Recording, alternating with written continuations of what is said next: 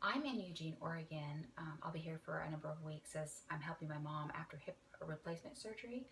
So I'm not in Wrangell, Alaska right now, but I thought while I'm here, I should do a site plan for the eventual larger area of my market garden because I've been wanting to do that for a long time and I just haven't made the time.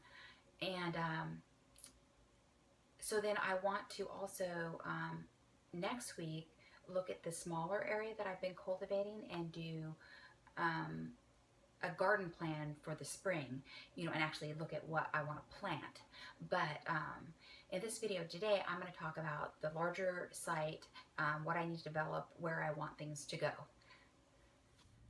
So this is what the eventual farm area boundaries are here. I just did about 100 by 100, although that's not exact. And this is what it looks like right now.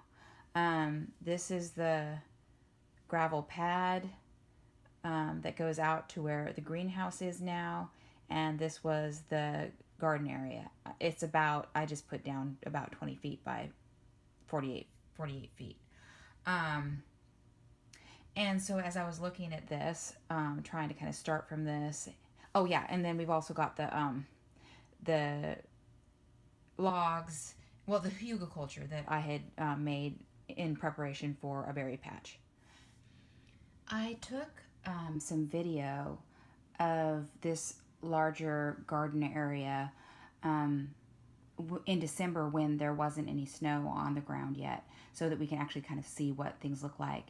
And so you'll see me walking along this northwest boundary of the market garden site, and you'll see a white rope. That's where Tyler and I pulled that to show us where the property line is here.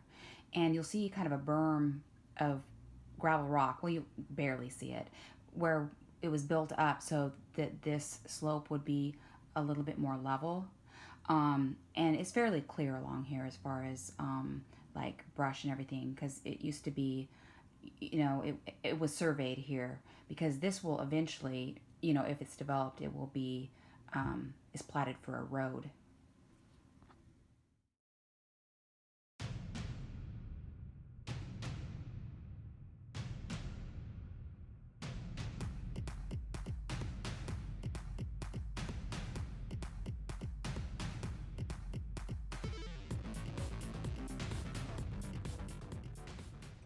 I was just walking along the north boundary of the eventual expanded garden area. I'm now at the northwest corner here, and it was about 100 feet from where I was to where I am now. Okay, so I'm now going to turn and walk down this west or southwest border, and so you can see when I look across to that hill to the east of our property, everything in here is kind of just mostly brush and smaller trees. But as I move along here, this area is has a lot more trees that need to come down. And I had earlier had cut a path so that I could more easily walk down that length.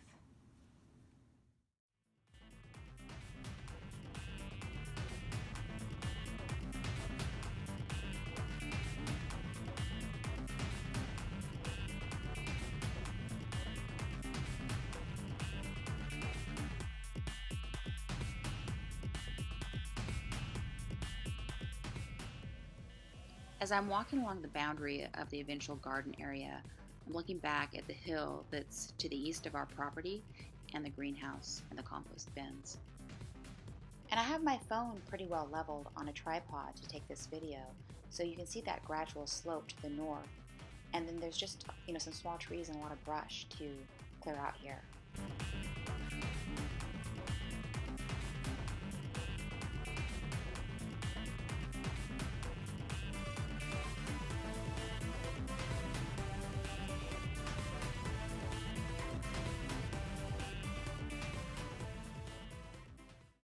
Okay, so now I'm standing at this corner and I'm looking up the driveway to the house over here, and I'm then turning to look down the driveway out to the main road here.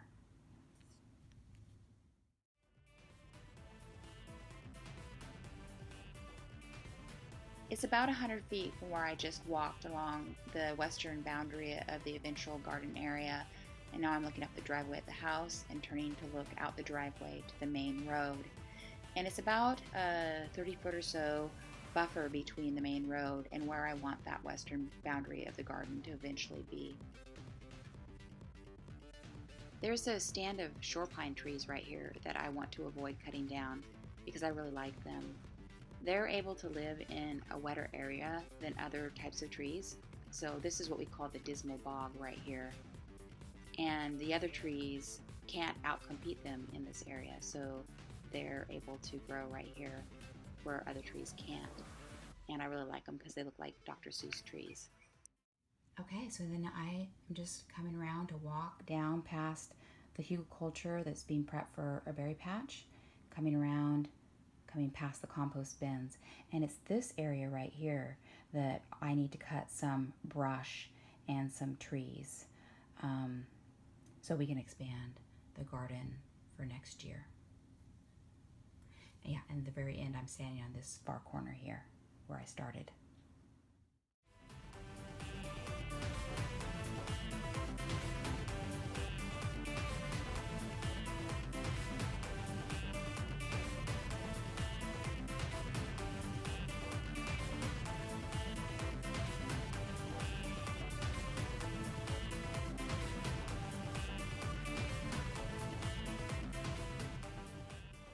I just came around the southeast corner of the garden area past the compost bins, and I'm now looking at an area of trees and brush that I need to cut back to about 10 feet so that we can spread out the gravel in this area and put soil on top and expand the garden for next season.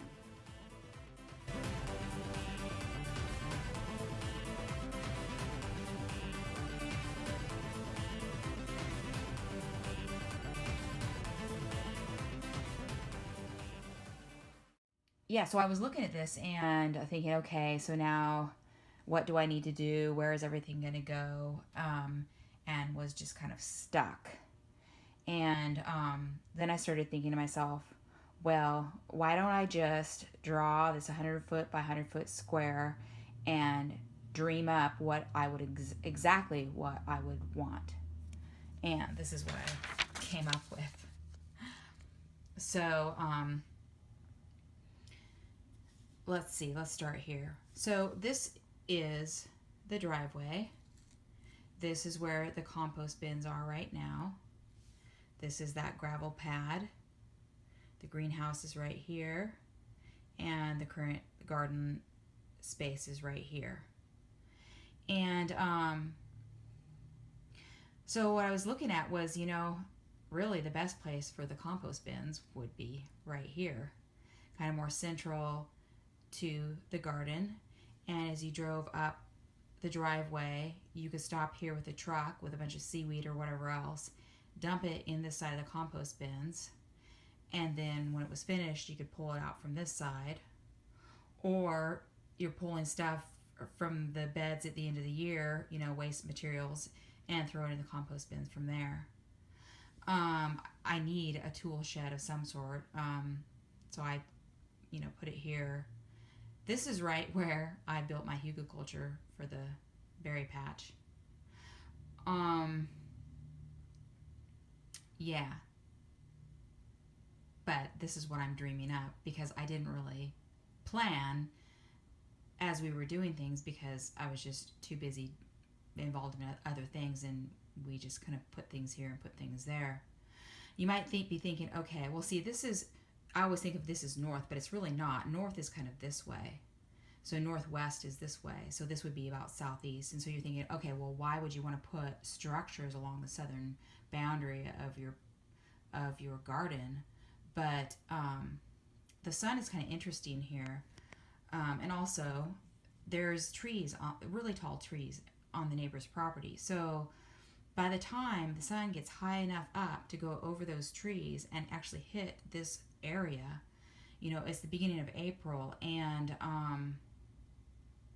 it's going to be way above any little structures that I have right here. So that sun isn't, the sun direction isn't that important here. in the April, the sun will kind of start coming up over these tall trees here and come around. And then by, summertime, the sun actually comes out from over here, comes up, and goes all the way around here. Because, farther south in the country, you end up with sun coming up much higher along the south. But our sun doesn't really come up that high. It just kind of it just kind of travels farther and comes up a little bit higher as it goes around. So that's the other thing too.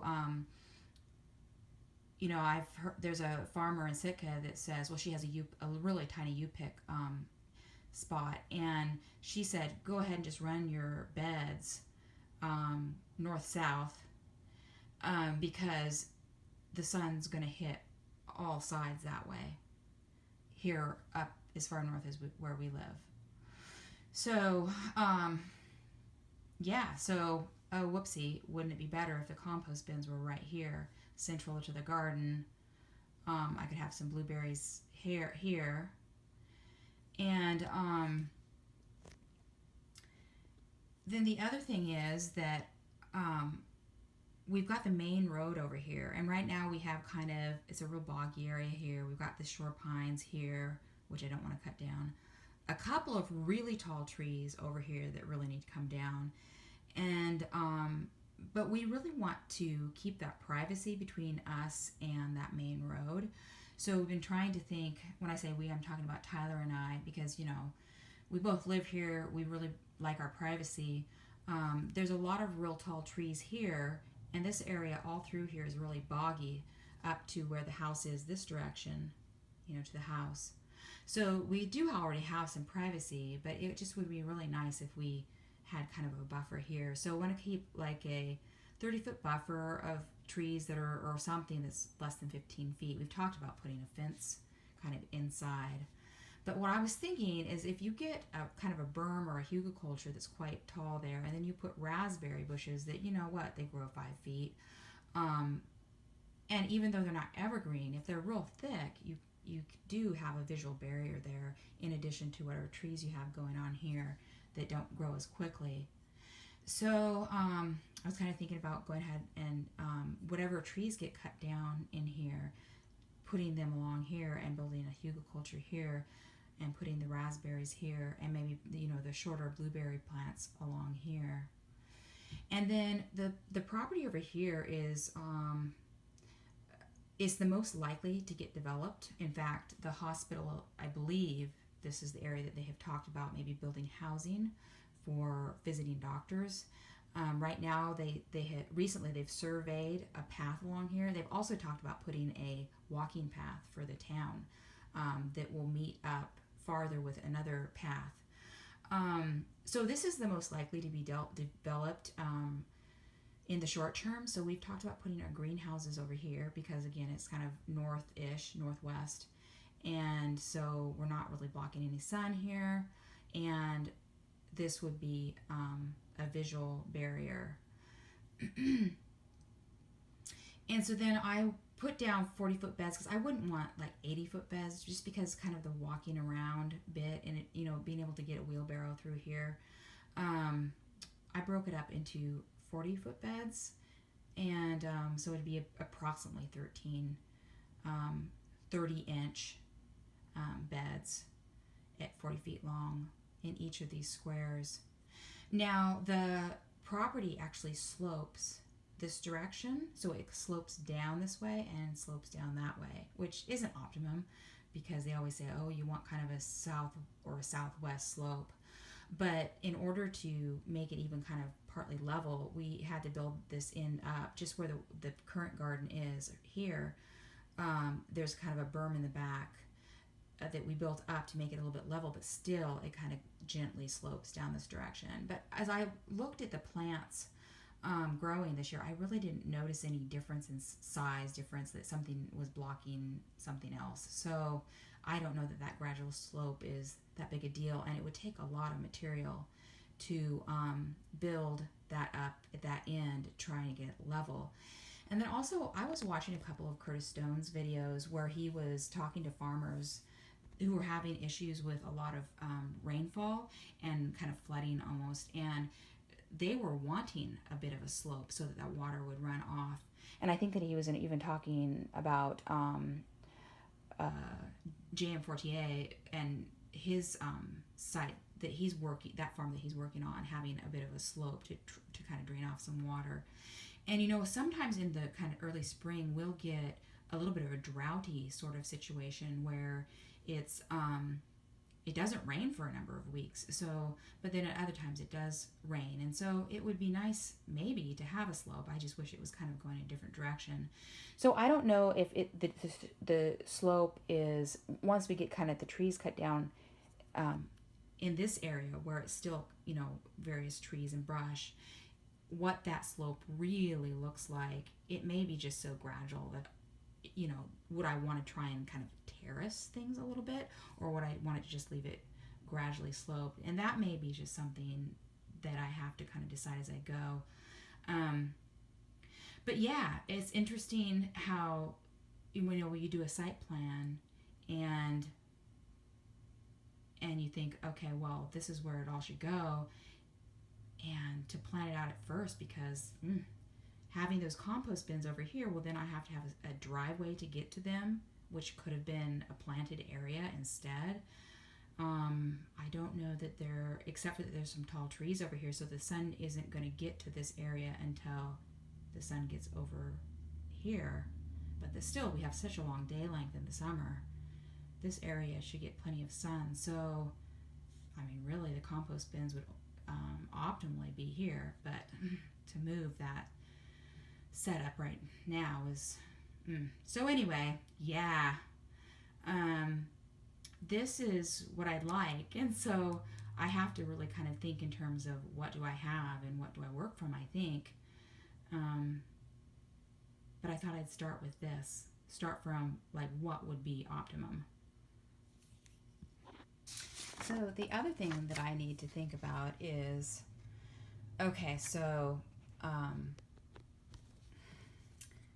the plan for next year is to kind of expand, to spread out this gravel and rock a little bit farther this direction, cut down some brush and trees, spread that out, and then expand the garden area, move this greenhouse over. So this is going to be interesting because in this plan I've got 4 20-foot greenhouses, and you might say, well, why don't you just get one big, like 100-foot greenhouse? Part of that is because it'd be a lot wider than what I want, and this also allows, like if I wanted to grow things in different kind of temperature control, I could do that, and also it allows us to build a greenhouse at a time, over time. But here's the greenhouse where it is right now. It only has 1 bed in it. I was going to put 2 beds in it, and then I realized this thing's going to have to move. So I've got 1 bed, raised bed, filled in here with soil. So this is going to have to move in order for them to spread that gravel out and then put soil on it so that this can be planted. So I guess it would be great if I could move this over like here, so then they can get in here with equipment, but I don't have anything prepped for this greenhouse base, so I'm really not sure. I've got to really think this through about how I'm going to get the logistics of moving that somewhere. The other thing is, okay, well, the fellow who put in our road for us and brought us the gravel and rock and soil, that's Todd and his son Peter and the gang, and they have been awesome. So they're gonna do whatever work we need out here, but his suggestion was that we just go ahead and this area, various trees, lots of brush, whatever, it's not completely muskeg, as in, it's not so wet that no trees grow in it. So when I talk about muskeg, I'm talking about essentially a peat bog. You've got a lot of moss that builds up and partially rots, and it becomes, super saturated with water, and that material sits on top of rock, and so it doesn't really drain all that well. And when equipment goes across it, you can actually see it shake, kind of like Jello. That's Todd's butt right there. When they were digging out the entrance to our property for our road, and this is in a particularly wet area right next to that what we call the dismal bog, but that's kind of what you can see what we're dealing with here. I read about some folks near Petersburg who had muskeg, and what they did is they dug up the areas around this what they wanted to be their garden, dug that up, and threw the material in the center so that it was essentially a raised area, and they just planted directly into it. But we don't really have it. It's not quite that wet here, so there's lots of trees and tons of roots and all this other stuff and dips and all this other irregular surface. And so Todd was saying, hey, why don't we just get that stuff out of there, throw down gravel and rock, and then put soil on top of it, just like we're planting in this section, simply because we had that spur out there. You can't, it is so soft, you can't drive equipment out onto it. I mean, it just kind of sink. So we put this gravel rock area so he could drive out and put soil down, and this soil went directly onto the ground. But you got all these dips and grooves and all this stuff, and so you end up putting quite a bit of soil, which is more expensive than putting down rock. So if you put down rock gravel around here and then put 18 inches of soil on top of it, maybe that'd be the thing to do, and then it would also drain. But then I just get kind of this sick feeling when I think about filling this whole thing with rock and covering it with soil, because I mean, farmers are always trying to get rocks out of their garden, and it just makes me feel like if that isn't the right way to do it, that'd be a pretty hard mistake to correct. So we're going to play with it out here, and in the short term, I'll see how it goes. But long term, I don't know. I just keep thinking, won't that soil just kind of eventually filter down through that rock and gravel, and won't I constantly be losing soil? I mean, I don't know. What are the possibilities? And so there is a conference in Sitka. They started a Southeast Alaska Farmers Conference a couple years ago. The first one was in Petersburg, Alaska, and I went to that one. I wasn't able to get to the one last year in Haines. And so the next one is in Sitka, which I'm hoping to get to. It's in February. And, I'm going to start asking around. Like, has anybody dealt with this? What did you do? Did you have soggy soil? What did you do? And some of the folks that I know, if they don't know, if they didn't deal with that sort of situation on their side, maybe they know somebody does.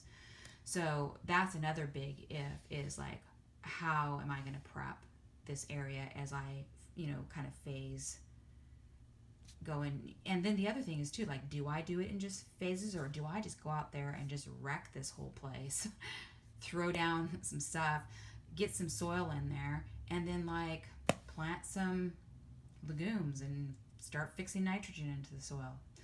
So again, I'm getting a lot of questions coming up as I'm doing the site plan. So the only real difference between what I want for my plan and what I've started with is that, the compost bins, rather than being here, are over here. So what I could do is just maybe, I don't need as much room here to drive the truck in, so we could actually use some of this area and take that back for garden along here. Probably put the tool shed right here, I guess. And, just make this all a berry patch as planned. What I do need to think about is that at whatever point, whether we wanted to phase in the garden, do one section and the next section the next year and the next section the next year, or whether we just want to go in and just get everything out of there and try and get this section done for not this coming garden season where we're just going to do this section, but the following year. I need a place that the equipment can get in. I don't want to block myself in, so we don't want to take this berry patch all the way across, because I would guess, I suppose they could come out here and come in. But at any rate, I need to think about how is the equipment going to come in and not block myself off that way. So let's see, I'll probably just draw up this plan based on what I have now. Okay, so I think I have it here. I have the compost bins where they're at, a tool shed right here. The current hugelkultur that I've built, partially built for berries, is here. I made a note, leave pathway for earthwork equipment to get in here, as I don't want to block myself, block the equipment from getting in. One thing I didn't mention is that outside of this whole area, we want to put up that black mesh deer fencing. And then the entrance would be here. I need to write that down. That's where we would enter there. Enter. Okay. Also, I made a note here that the tall trees that need to come down in 2019 for sunlight and before further construction here, because I don't want to have these tall trees here and then I built something here for I don't know, greenhouse, whatever, and then we cut it down and we're trying to avoid smashing something. So yeah, because we just really want the shorter, maybe less than 15-foot trees in this area. Because even these really tall trees over here, they block sunlight all the way over here during different times of the day. And yeah, that's what we got. And then I put down here rock, gravel with 18-inch soil on top throughout, ? Is that really something I want to do? And if you guys have any thoughts or insights into this, any ideas, I'd appreciate any comments. Yeah, any ideas would be helpful. But this is a site plan for now. Hey, I'm out behind the hospital. My mom had her surgery for her bionic hip yesterday, and she's now in her hospital bed for the day. And I'm out, behind the hospital, and the river runs right through here, which is kind of cool. I used to live in the Eugene area a couple of years before I went into the military, and it's kind of a pretty area. There's, rolling hills and then the river, but it's kind of a bowl, a valley, and all of the, pollution from all the cars driving and, anything else in the air gets kind of stuck down here. So my head's kind of stuffy with allergies. It kind of sucks. I'm kind of missing that nice, clean Alaska air. So yeah, I just thought I'd show you guys a little bit of what Eugene looks like while I'm here.